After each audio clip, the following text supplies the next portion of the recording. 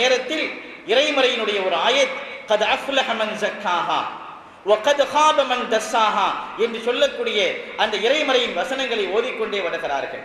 எவன் ஒருவன் தன்னுடைய ஆத்மாவை, தன்னுடைய அந்த நஃப்ஸை அவன் சுத்தப்படுத்துகிறானோ, பரிசுத்தப்படுத்துகிறானோ, அவன் பரிசுத்தவானாக ஆகிவிட்டான், ஜெயம் பெற்று விட்டான். வ கத் ஹாப மன் தஸ்ஸாஹா, யார் அதனை பாழ்படுத்தி விட்டானோ அவன் நிச்சயமாக நஷ்டமடைந்து விட்டான் என்கிற ஒரு ஆயத்தை ஓதிக்கொண்டே வருகிறார்கள் இமாமுனா ஷாஃபிஈ ரஹ்மத்துல்லாஹி அவர்கள்.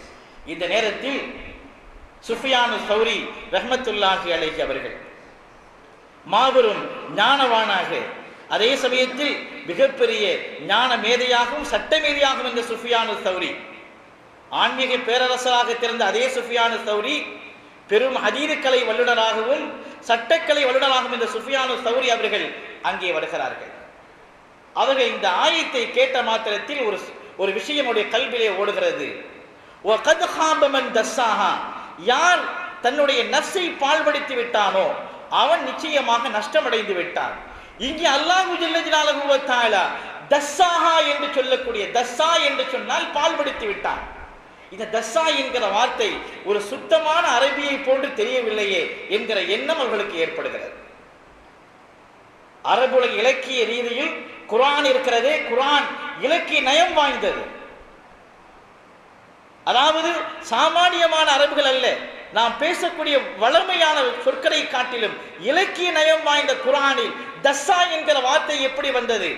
இறைவன் ஏன் இந்த வார்த்தையை உபயோகித்தான்? இது அரபுகளுடைய வழக்கத்திலேயே இல்லாத ஒரு வார்த்தையாக இருக்கிறது. இது ஒரு கருத்து செறிவு மிக்க, அது இலக்கிய அழகு மிக்க ஒரு செம்மையான வார்த்தையாக இல்லையே என்கிற ஒரு எண்ணம் சுஃபியானு சௌரி ரஹ்மத்துல்லாஹிக்கு ஏற்பட இமாமுனா ஷாஃபிஈ ரஹ்மத்துல்லாஹி இடத்திலே கேட்கிறார்கள். தஸ்ஸாஹா என்கிற வார்த்தை அல்லாஹ் தஆலா உபயோகித்திருக்கக்கூடிய இந்த வார்த்தை ஒரு இலக்கிய நயம் பொருந்திய அரபினுடைய ஒரு நல்ல ஒரு கருத்து செறிவான வார்த்தையாக தெரியவில்லையே, அரபிகள் வழக்கத்திலே இது இல்லையே என்று சொன்ன மாத்திரத்தில், அருமைக்குரியவர்களே, ஒரு வார்த்தை அரபியின் வழக்கத்தில் இருக்கிறதா இல்லையா என்பதை எப்படி நாம் அறிய முடியும்? உடனே இமாமுனா ஷாஃபிஈ ரஹ்மத்துல்லாஹி சொல்கிறார்கள், அரபி என்று சொல்லக்கூடிய மொழிக்கு சொந்தக்காரர்களாகிய ஹிஜாஸ் வாசிகள், ஹிஜாஸ் என்று சொல்லக்கூடிய இன்றைய அந்த மக்காவை சார்ந்த அந்த பகுதி இருக்கிறது அல்லவா, இந்த இடத்தில் தான் பொதுவாக அரபு உலகம் உருவானது. இஸ்மாயில் அலைஹிஸ்ஸலாம் அவர்கள் மூலமாக அந்த அரபுகள் அங்கே குடியேறிய வரலாற்றை நாம் பார்த்திருக்கிறோம்.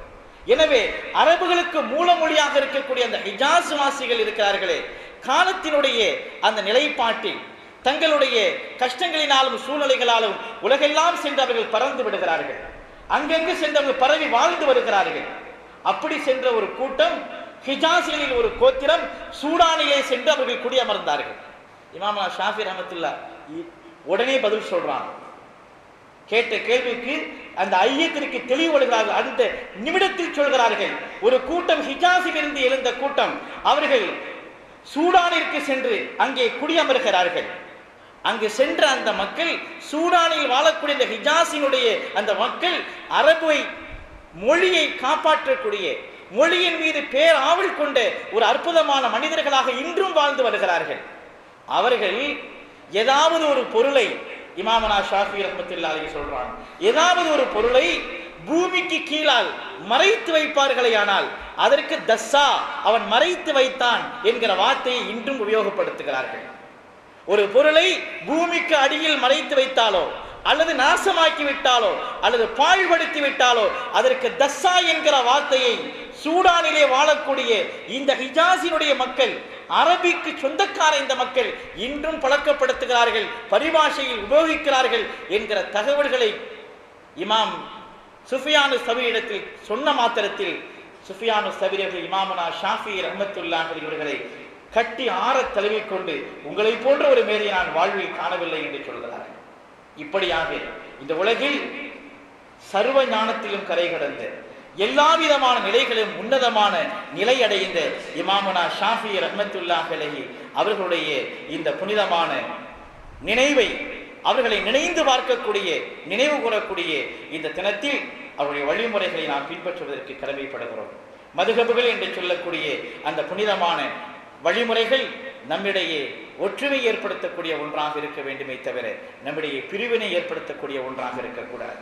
மதுஹபுகள் என்கிறது நாயகம் ஸல்லல்லாஹு அலைஹி வஸல்லம் பலதரப்பட்ட பல்வேறு வகையான அவர்களின் நிலைகளையும் பல்வேறு வகையான ஒரே வணக்கத்தின் பல நிலைப்பாடுகளையும் உயிர்ப்பிக்கக்கூடிய ஒன்றாக இருக்கிறதே ஒழிய எல்லாவற்றிற்கும் மேலாக எந்த ஒற்றுமையை எந்த ஒரு இத்திஃபாக் என்று சொல்லக்கூடிய சமுதாயத்தின் ஒற்றுமையை நபிகள் பெருமானார் ரசூலை கரீம் ஸல்லல்லாஹு அலைஹி கட்டித் தந்தார்களோ அந்த கட்டியத்தை அந்த ஒற்றுமையை குலைக்கக்கூடிய ஒன்றாக நம்மிடையே ஏற்பட்டுவிடக் கூடாது, அதற்கு நாம் காரணமாக ஆகிவிடக் கூடாது என்கிற நசீகத்தோடும் போதனையோடும் என்னுடைய இந்த உரையை நான் முடிகின்ற நேரத்தில் தமிழ் அறியாத இங்கே வரக்கூடிய மக்களுக்காக ஒவ்வொரு மாதத்தினுடைய முதலாவது ஹுத்பாவிலும் மூயிஸிலிருந்து தரக்கூடிய அந்த ஆங்கிலத்தினுடைய அந்த பிரதியை வாசிப்பதற்காக நான் அறிவுறுத்தப்பட்டிருக்கிறேன்.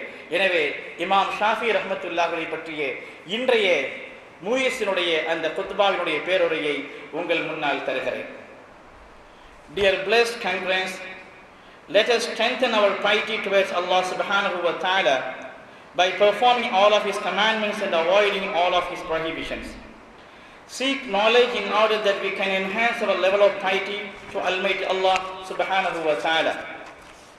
Verily only men of faith, knowledge and piety can achieve a station of honor in the eyes of Allah subhanahu wa ta'ala.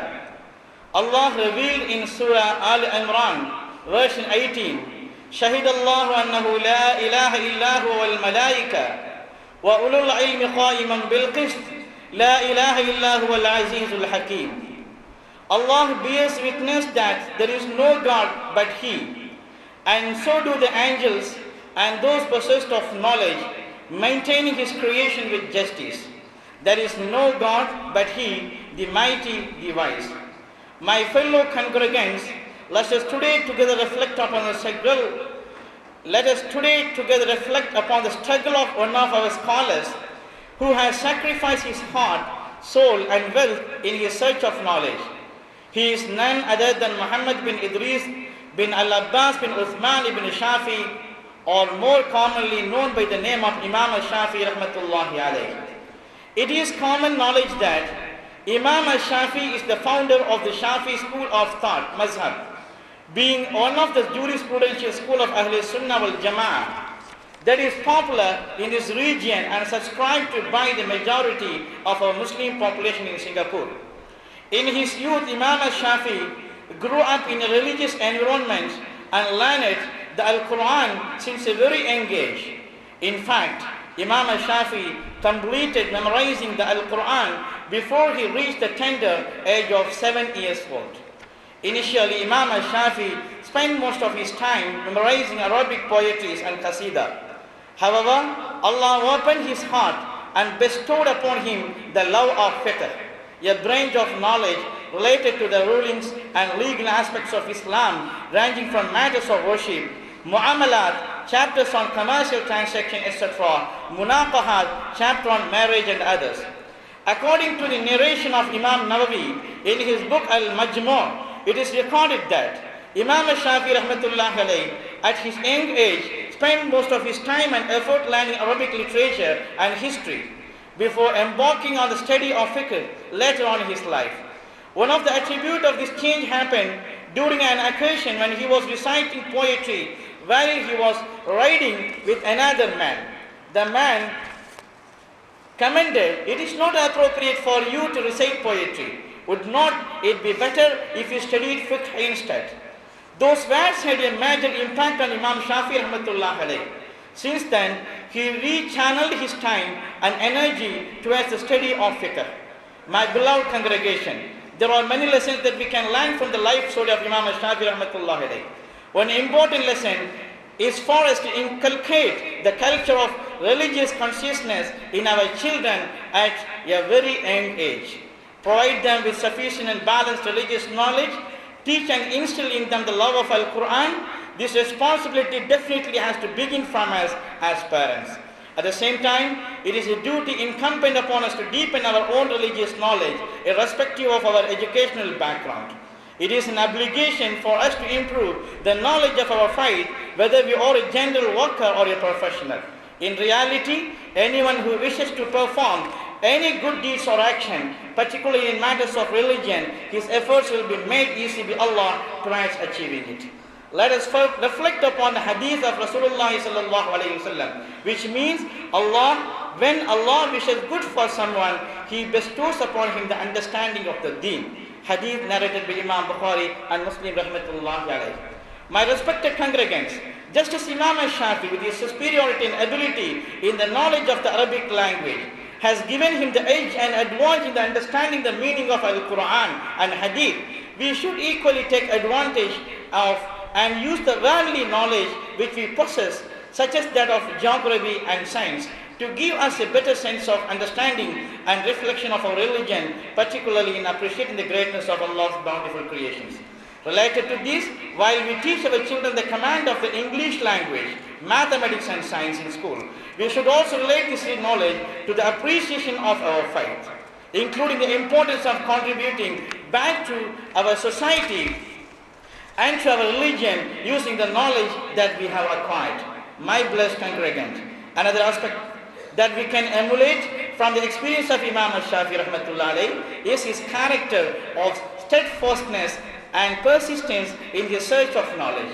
For the sake of knowledge, he traveled to various cities such as Medina, Baghdad, in Iraq, Yemen, and also the way to Egypt in order to learn from famous learned scholars of their time, such as the Mufti of Mecca, Muslim bin Khalid al-Zanji, and including Imam Malik bin Anas rahmatullah alayhi, the founder of the Malik Mazhab. With the vast amount of knowledge that he possessed, his contributions are also limitless. In fact, he has authored a multitude of books in various different disciplines that include hadith, fiqh, usul fiqh and others, which are still used as sources of references till the present day. In reality, Imam Shafi rahmatullah alayhi has carried out numerous research to find solutions for the betterment of religious knowledge. One such example is about the minimum number of days a female is in the period of ritual impurity, haid. Imam Shafi has done detailed research and interviews with different groups of local women until he was able to arrive at the ruling and conclusion on the varying time of periods. This proved that Imam Shafi not only lay importance on a particular legal decision, but he also engaged scientific methods of assist him in confirming that the legal decision was accurate. At the same time, this illustrates to us that other sources of knowledge can be used to benefit one's appreciation and understanding of religious matters. The contribution of Imam Shafi rahmatullah alayhi left a profound impact on the development of the knowledge of fiqh and helped in the process of finding solutions to the issues faced by the Muslim community at that time. The benefits can still be reaped by us today. My dear brothers, let us follow the example of Imam Shafi in his struggles to search for knowledge, playing the resolution deep in ourselves to master knowledge in every possible discipline, irrespective of whether it is religious knowledge or worldly knowledge. Enliven the habit of reading as a culture to ourselves and to our family. Verily, it is only with knowledge that we can raise the dignity of our own self and that of our ummah, this community. My blessed congregants, hopefully, after hearing the story of Imam Shafi today, it will inspire and motivate us to strive to build a community that is religiously conscious, a community that loves knowledge, and a community that is able to contribute to the well. Ameen ya Rabbal Alameen. Wa akhir da'wana alhamdulillahi Rabbil Alameen. Assalamu alaikum wa rahmatullahi wa barakatuh.